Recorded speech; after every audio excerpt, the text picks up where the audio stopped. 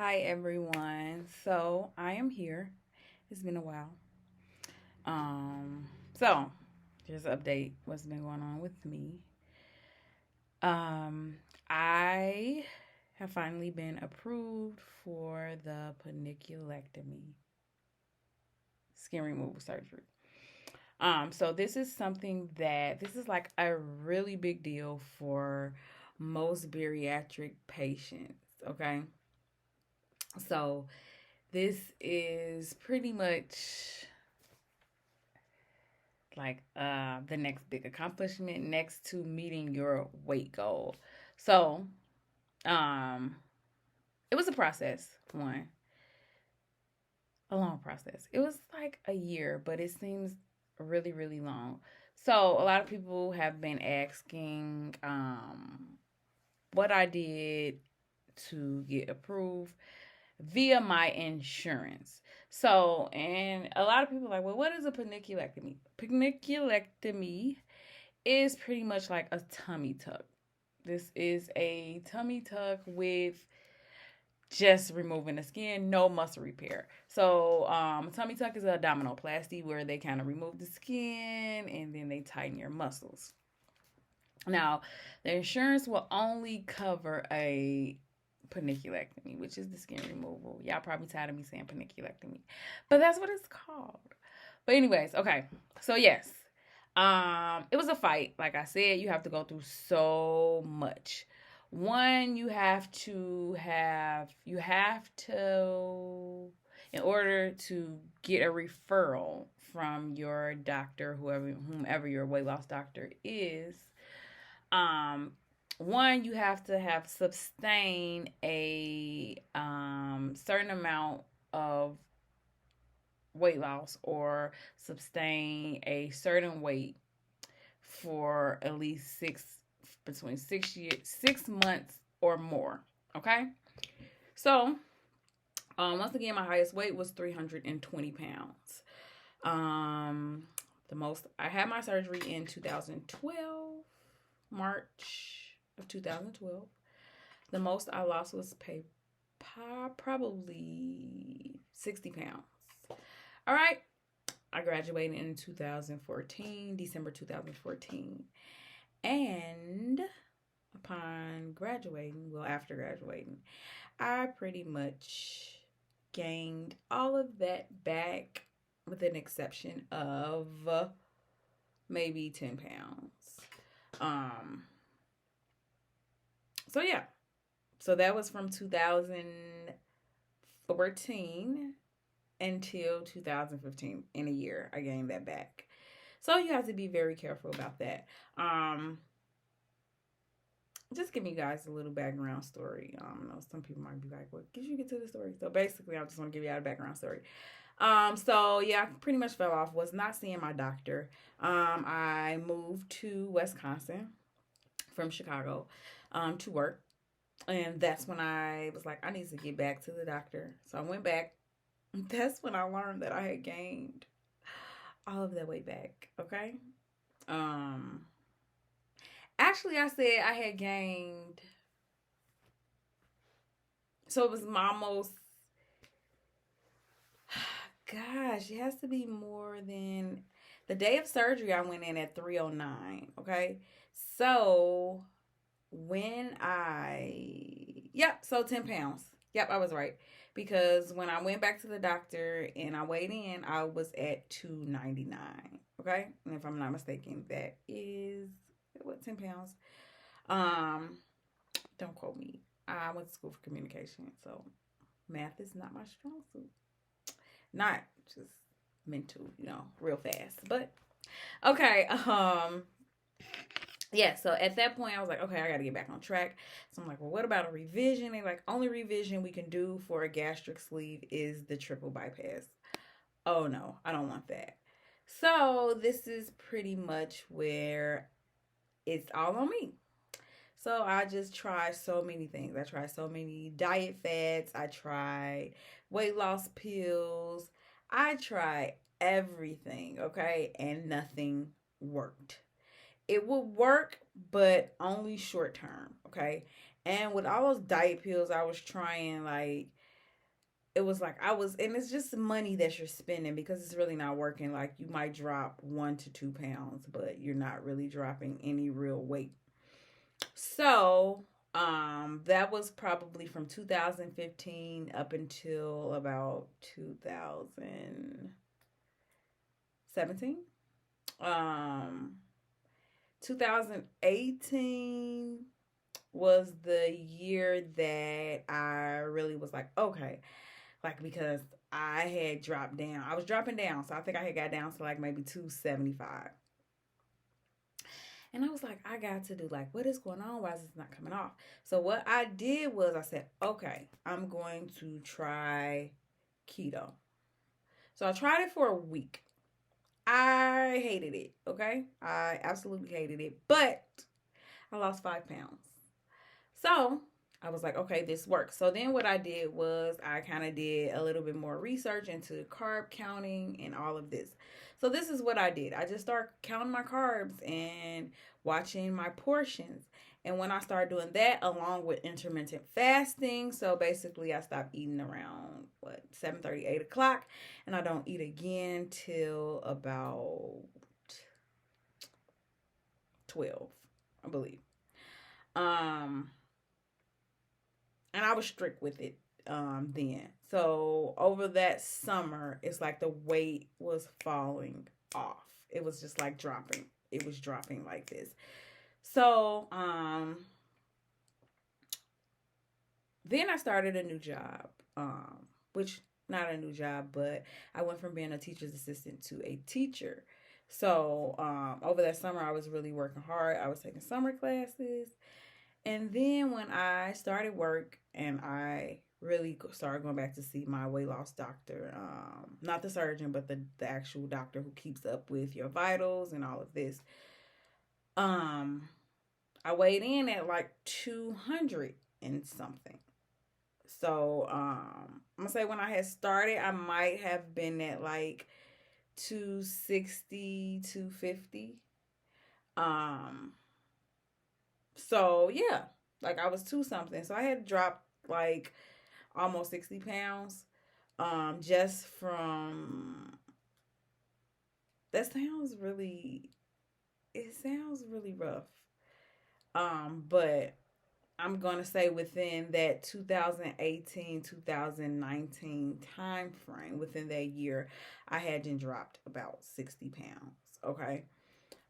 So, and it was just from cutting carbs, portion control, intermittent fasting.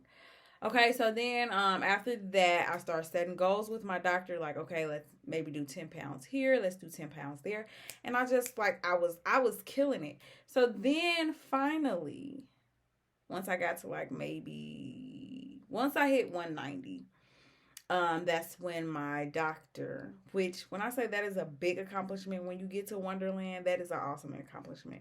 That is when my doctor was like, okay, what about skin removal? Like, have you thought about skin removal surgery? I was like, this is what I've been waiting for. Okay, so yes, that's when we opened the discussion about skin removal surgery. And so basically, she told me what I had to do. Pretty much, she literally walked me through what I had to do. So she was like, she started asking like, have you been having any rashes, things like that? Oh yeah, I've been having rashes, like right up under your stomach. I'm having rashes. I sweat. There's a odor, and these aren't things that I was making up. This stuff was really happening. Like sweat really bad to where like when you're sitting down and I stand up, all of this is drenched. And sweat smells, so it's causing an odor, especially when I work out. Um, like, oh my gosh, it smells really bad. Probably not as bad as to anybody else, but to me, it smells. I don't like the way sweat smells, so it smelled pretty bad to me. And it was causes my back to hurt. So I kept. So she gave me powder for it, and I just kept complaining and kept complaining. So then she was like, okay, we need to get your BMI here. She was like, before I'll give you the referral, she was like, I'll give you these medications, and before I can give you the referral, your BMI needs to be a 35 or below. Okay. So I worked hard, and then I got my BMI at, I believe if I didn't get it at 35, it was maybe 34. And that's when I got my referral. So I got my first referral, and then I went to see a surgeon. And it was a lady. I was like, yes, I'm gonna go see this lady. And what topped it off, it was an African American surgeon. So I was like, yes, this would be so bomb. So I got denied, and they was like, "What's not covered?" And I went off. They're like, "You need to contact HR." Da da da. Contact them like, "I'm paying for the top insurance. Why isn't this covered?" Da da da da da. They was like, "Well, it is covered. It's right up under here." So come to find out, they were not looking in the right place. Okay, when they said it wasn't covered. So I called them. They told me, "Okay, well, you can do an appeal." Um, but I just didn't feel comfortable with that doctor because instead of them saying that, oh, you can do an appeal, they just out of the blue said, okay, they denied you, so if you want to get it done, boom, it's $11,000.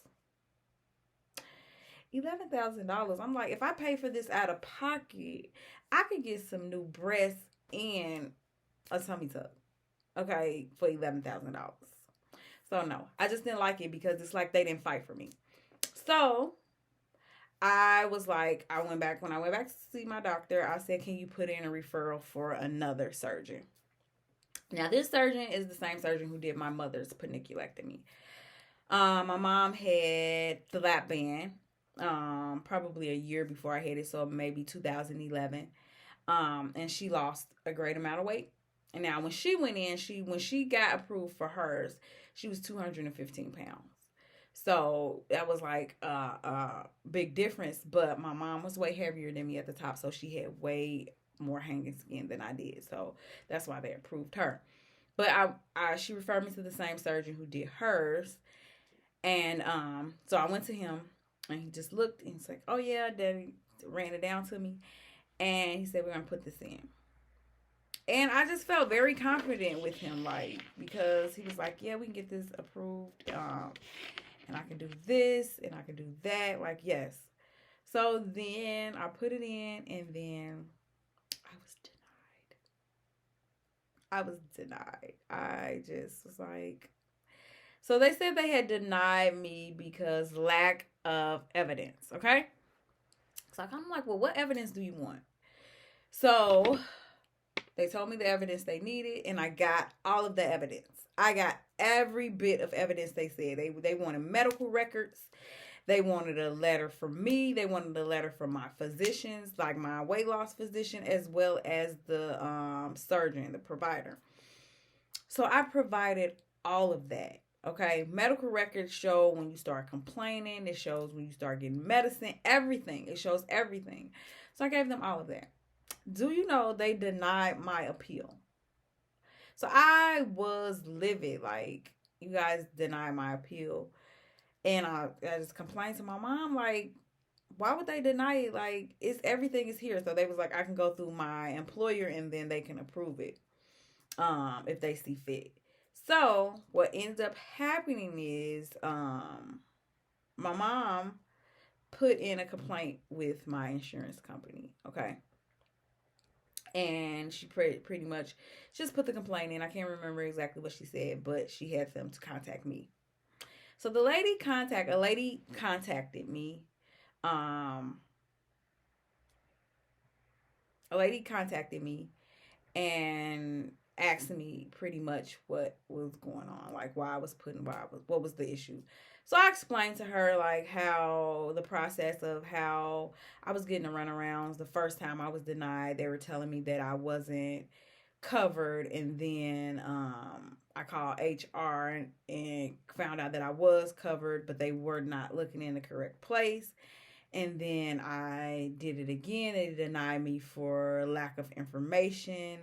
And they was like, okay, I said, they told me exactly what to put. Literally, it is stated in my insurance policy how they would cover this. And everything that they said, every reason that would justify why it's medically necessary for me I had proof of. So I think it was like you had to have leisure, so rashes, medication, and you had to be complaining about it. Like I had all of that. So and I explained that to her, like, so I'm unsure as to why they're denying it when I'm giving you everything that you're asking for. And I literally copied and pasted that section from out of my insurance policy and put it onto my letter. So like I was just confused. So she was like, okay, actually one, she had called and I was in when she first called before I had even explained all this to her. I was at work. So I was like I was able to pick my phone up and answer in between like transitioning from one activity to another with my students. And she was like, she was like, what is the best way to contact you? Like, da, da, da. I'm like, well, I'm kind of busy right now, so can I contact you later? She's like, yeah, you can give me a call. But I was like, okay. And she's like, you just call this number back. So I said, okay, fine. So I just really didn't think anything of it. And like at that point, I was just over it. And I was just going to say, forget it. And then she had called me back, and that's when I explained all that to her. And then she was like, okay, well, let me take a look at it, and then I'll go. She was like, let me take a look at it and see what's going on, and then I'll give you a call back. She was like, be looking for a call maybe Friday. She was like, yeah, maybe Friday. I think it was like Wednesday. So she was like, Thursday. She's like, nope, today's Wednesday, so maybe Friday. So I'm like, okay. I still didn't think anything of it. Friday had came and gone, and I didn't think anything of it. So I think she had ended up calling me the following, like, Wednesday or Thursday. And once again, I was in the middle of teaching. So I saw I had got a phone call on my watch, and I kind of, like, just silenced it. And I saw she left a message. So the message was a little scrangly, but I did hear, I have good news.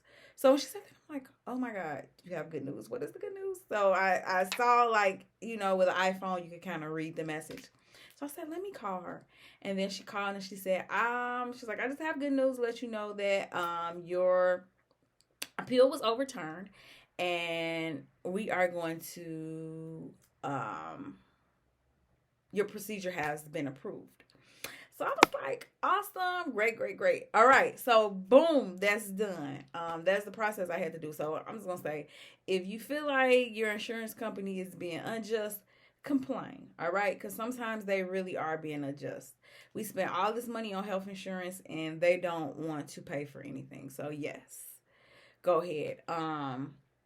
So now I am at the process of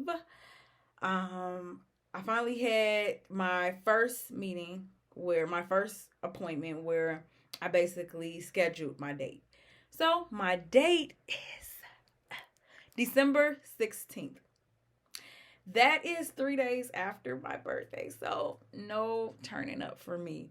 But I'm still excited. So that's my date. I go in at 1 o'clock. I have to be there at 11.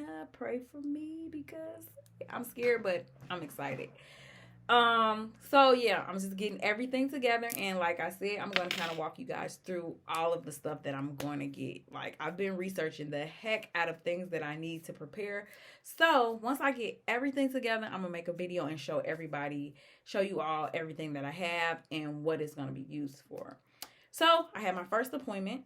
And basically first appointment, and I met with the surgeon, and he pretty much looked at my stomach again and said, okay, this is the kicker part. So this is why it's best to, not every surgeon will do this, but I looked up. Okay, so a panniculectomy is just the skin removal, nothing else, no muscle repair, anything. And sometimes you might not even have a belly button after that, okay? So, yes, you might not have a belly button. So, when I went in, he looked at my stomach. He said, yeah, okay, we're going to get rid of this. He was like, I'm going to take and cut your belly button. You're going to have a cut around your belly button and move that up. And then this is the kicker part. He said, I'm going to tighten your muscles. Now, they do not tighten muscles, okay? They don't do that. That is what he just explained. It's a full abdominoplasty, which is Yes. So basically, what just happened is I got approved for a tummy tuck through my insurance. So yes. Okay. So boom, we got that out the way. I'm excited. Like, ooh, I'm about to be snatched, honey. Um. So yes, did that, and boom, nurse comes in, and then I have a pre-op appointment, which is November 19th. So we have, like, it's just winding down. Like, the countdown has really begun.